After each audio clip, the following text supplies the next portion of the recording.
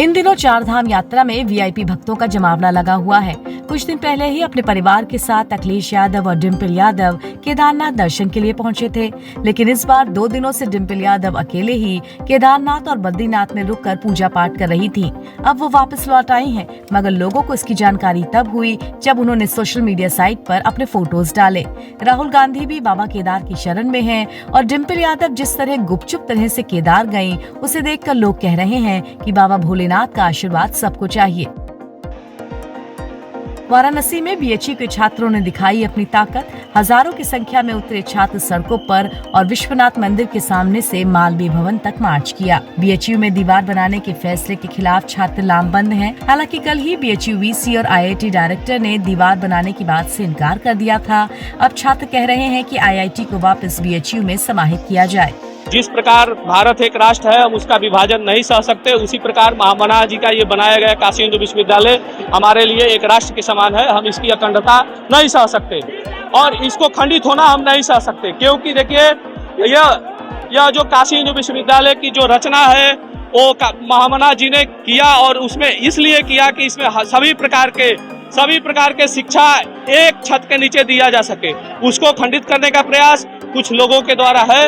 हमें हमारी मांग है कि आईआईटी बीएचयू को उसके पदेन अध्यक्ष काशी हिंदू विश्वविद्यालय के कुलपति हों। एक बीएचयू, एक कैंपस, एक प्रॉक्टर, एक कुलपति की मांग हम लोग करने के लिए यहाँ जुटे हुए हैं। उत्तर प्रदेश की योगी सरकार दिवाली से पहले राज्य कर्मचारियों को तोहफा देने जा रही है। सीएम योगी आदित्यनाथ ने राज्य कर्मचारियों को दिवाली गिफ्ट देने का ऐलान किया है। सूबे के मुखिया ने ट्विटर पर इसकी जानकारी दी। उन्होंने बताया कि राज्य कर्मचारियों तथा पेंशनर्स को मूल वेतन के 46% की दर से महंगाई भत्ता प्रदान किया जाएगा। राजधानी लखनऊ में 69,000 शिक्षक भर्ती का मामला तूल पकड़ता जा रहा है। उच्चतम न्यायालय के आदेश के बाद भी शिक्षक भर्ती के अभ्यर्थियों को राहत नहीं मिल पा रही है। इस मामले को लेकर अभ्यर्थियों ने नियुक्ति पत्र की मांग को लेकर बीजेपी कार्यालय के बाहर बड़ा प्रदर्शन किया।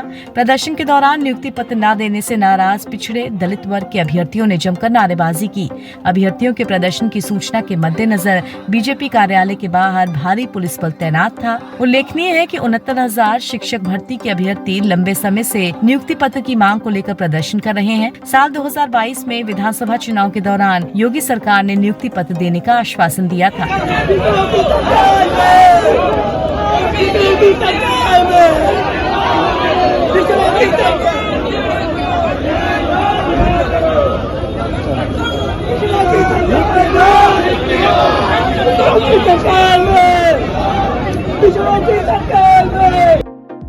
नेपाल में एक बार फिर से भूकंप के झटके महसूस किए गए। इसका असर दिल्ली एनसीआर में भी दिखा। आज आए भूकंप की तीव्रता रिक्टर पैमाने पर 5.6 बताई गई। गौरतलब है कि पिछले एक सप्ताह में नेपाल सहित कई जगहों पर भूकंप के झटके आए हैं। नेपाल में पिछले शुक्रवार को आए भूकंप में सैकड़ों लोगों की मौत हो गई थी और हजारों लोग प्रभावित हुए थे।